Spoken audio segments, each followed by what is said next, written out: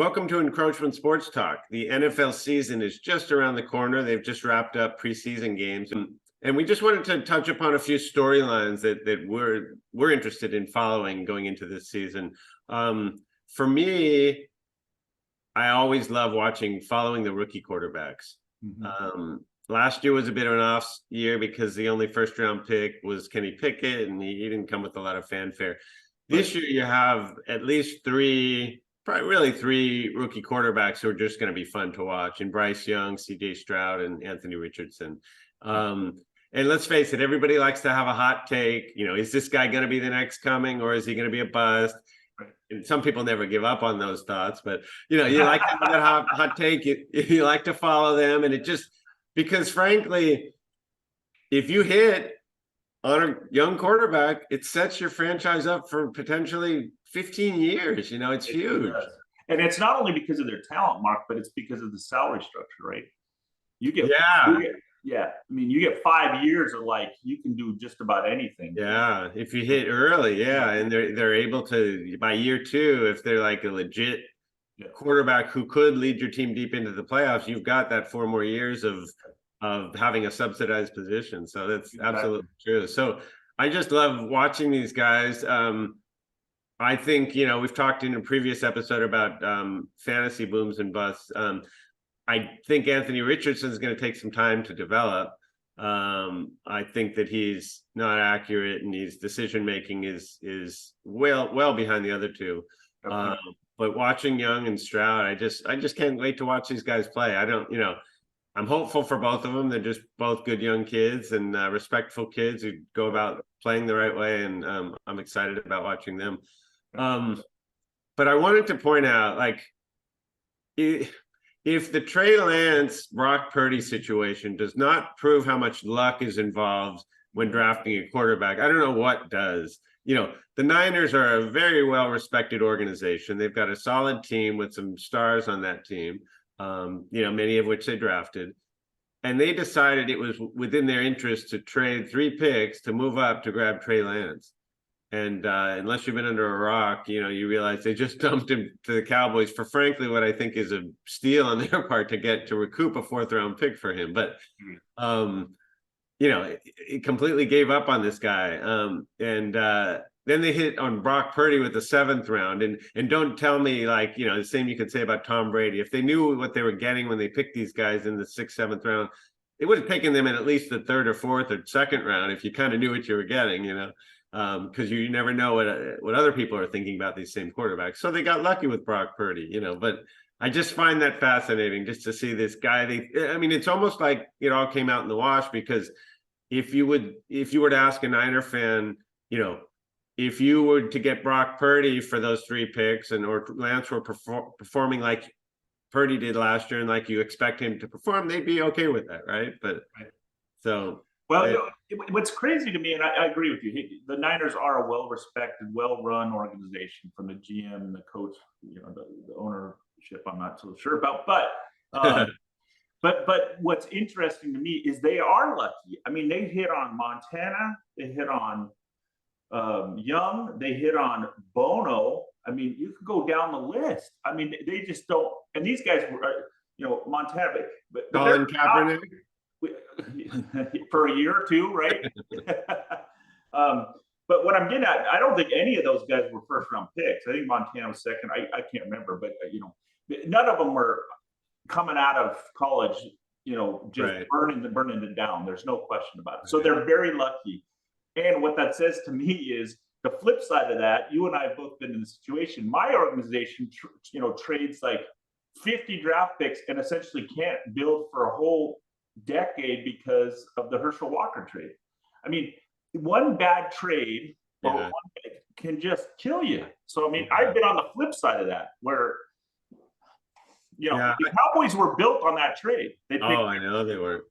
I remember Ricky Williams was he panned out, but Ricky Williams was the Saints traded away their whole draft for Ricky Williams. That's right. But what I find a little head scratching, and this is not looking back in retrospect, I questioned it at the time.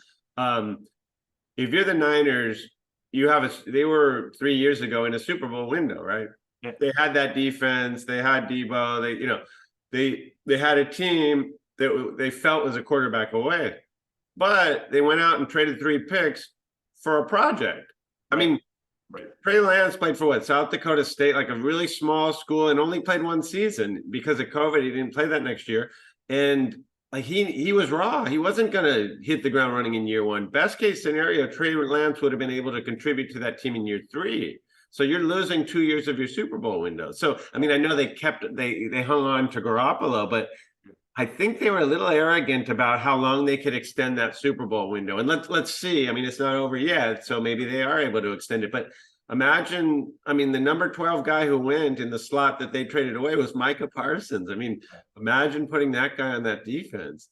Yeah, I agree with you. I just think and the funny thing is, they don't really get, because they hit on Brock Purdy, they don't really get penalized, at least not immediately. That's the part that kills me, because every other organization would have been killed, but because they lucked out.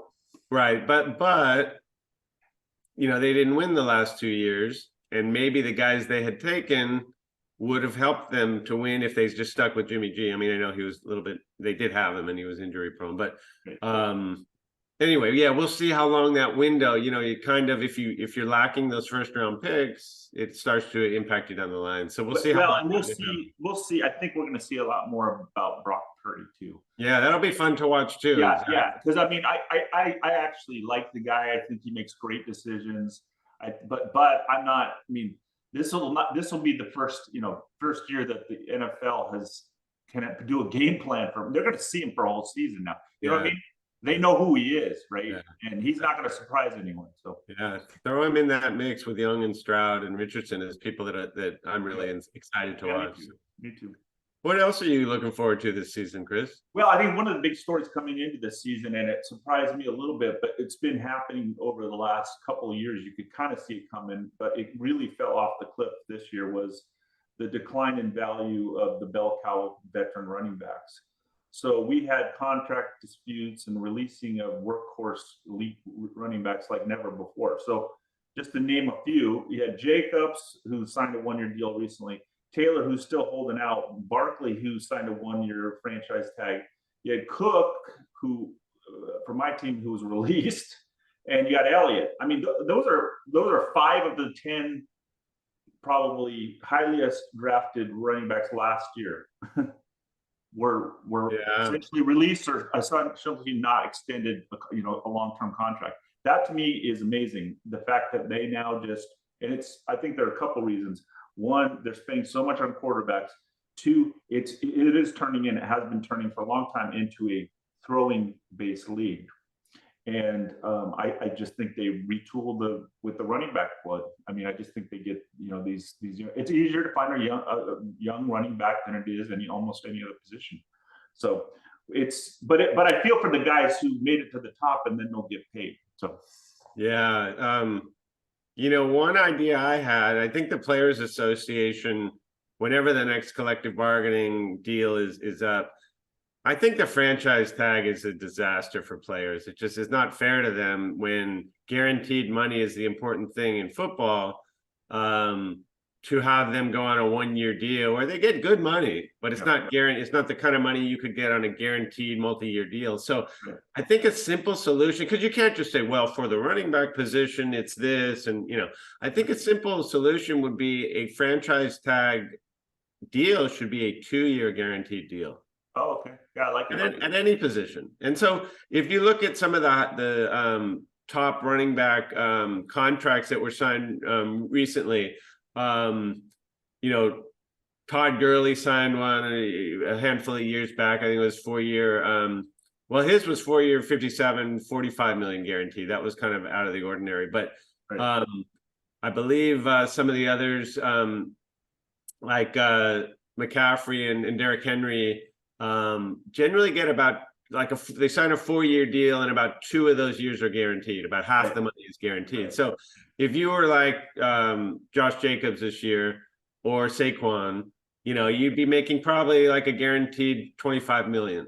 Right. And to me, that's a fair compromise. And it's just unfair to them to say, okay, we're giving you 12 million and go out there and put your life on the line, and you blow out a knee and that's it. That's your career, so, but I think 2 years would be enough. Yeah, that's a good solution, Mark. I mean, as you know, the problem that the NFL Player Association had was you got all these different positions and they're all fighting for a one finite cake, if you will. Right. So if you take money out of one position, you got to, or put money in one position, you take money from another position. So, but I like the 2-year deal. I think that's a kind of a innovative way to address it. But and I think you hit on another thing that I didn't even think of. I think teams got burned with some of these longer term deals to these running backs. Like, yeah. I mean, I think they're reacting to the fact that position just gets worn and torn up. So yeah, you know what? So the other scenario that I don't think it'll get to this, but everybody's throwing money at quarterbacks. 10 years ago, there were 2 or 3 quarterbacks that you felt like were franchise quarterbacks that could win you a Super Bowl. That number today, like, there's no science to it, but I feel like there's 15 or 16 quarterbacks that put the right pieces around them, and they're legitimate star quarterbacks that can win you a Super Bowl this year. That's half the league, right? I mean, you look at the AFC itself, probably 2/3 of the teams have either their guy already or they just drafted him and they hope they're the guy. But imagine a scenario, because people, the high school are playing much more advanced systems, and the quarterbacks are coming into college more ready. They're putting in pro style offenses. They're coming into the pros more ready. Imagine a scenario where you have over 32 really solid quarterbacks. Right. Suddenly the quarterback position becomes devalued, because why are you going to spend 60 million when you just take this 32nd of them for 5 million? It's a good point. It's all supply and demand, right? Right. Yeah. So, I think you're going to see young, the smaller athletic running backs go receiver or safety in high school and college. The bigger ones, Derrick Henry would make a fantastic linebacker, right? You're going to see the bigger ones play linebacker. And then you're going to get lesser and lesser talent at the running back position, so that if there is a solid one, he's going to command more money again. So hopefully the market will correct you, is what you're saying. Right. Yeah. But I really think that 2-year franchise tag, it's both fair for every position, but really helps the running back positions. Yeah, I agree with you. That's a good solution. I like it.